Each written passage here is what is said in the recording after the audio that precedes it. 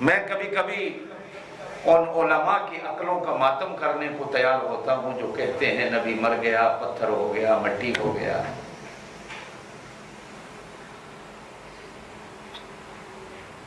جو دوسروں کو زندگی دیتا ہے اور قیامت تک آنے والی ہر زندگی اس زندگی کی محتاج ہے، ہر زندگی کو اس زندگی کی ضرورت ہے، تو جو زندگیوں کی ضرورت کو پوری کرنے والی ہو وہ زندگی کبھی ختم نہیں ہوتی،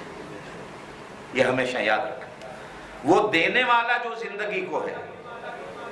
وہ ہمیشہ رہے گا، وہ کبھی ختم نہیں ہوگا، کہو بے شک۔ اور جس زندگی سے دوسری زندگیوں کے چراغ جلتے ہیں، جو زندگی دوسروں کو زندگی کے ڈھنگ اور طریقے سکھاتی ہے،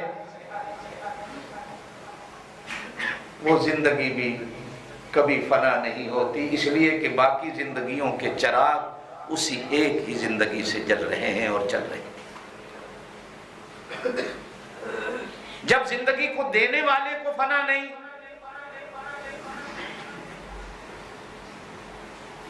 تو زندگی کو آبادی دینے والے کو بھی فنا نہیں، یاد رکھنا۔ رونا آتا ہے ان لوگوں کی عقل پہ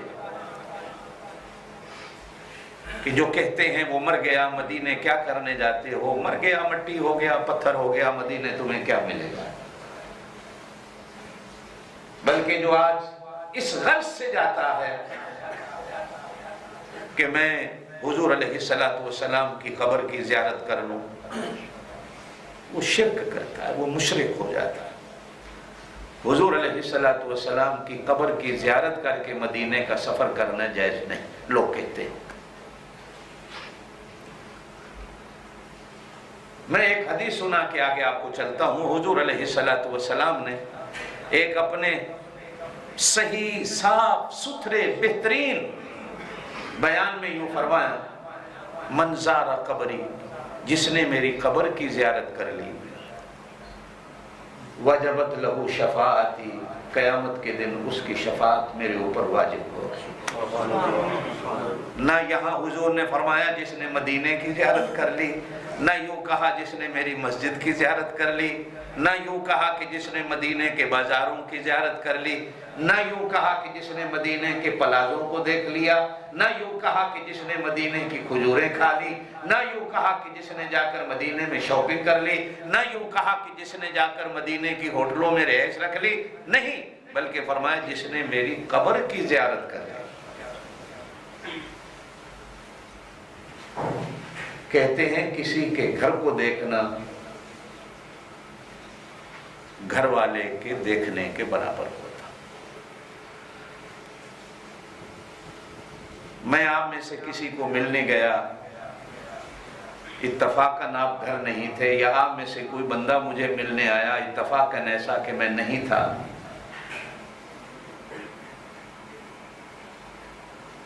کل جب آپ مجھے یوں کہیں گے کہ قاری صاحب میں آپ کو ملنے آیا تھا، یا میں آپ سے یوں کہوں کہ میں آپ کو ملنے آیا تھا، آپ نہیں تھے، تو سامنے والا اگر یوں کہہ دے کہ چلو ہم نہیں تھے،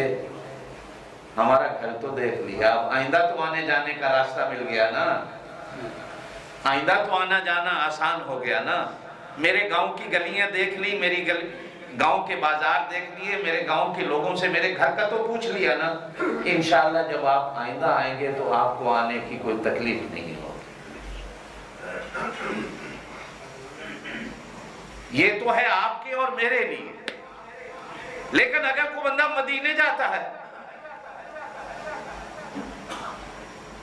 میں اس لیے آپ کے عقیدے کی بات بتاتا چلوں آپ کو کہ اللہ پاک اپنے محبوب کو مدینے سے کہیں اور جانے نہیں دیتے۔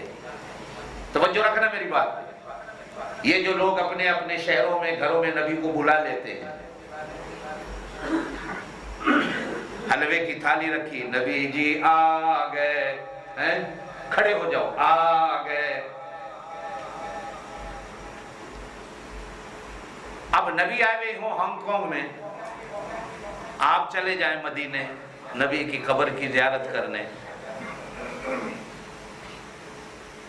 اور نبی وہاں نہ ہو، پتہ چلے جی وہ تو ہانگ کانگ گئے ہوئے ہیں، تو آپ کیا کہیں گے؟ یار میں ایسی خواہ مخواہ ٹکٹیں بھر کے آیا، میرا تو آنا ہی بیکار ہو گیا، وہیں رہ جاتا تو اچھا تھا۔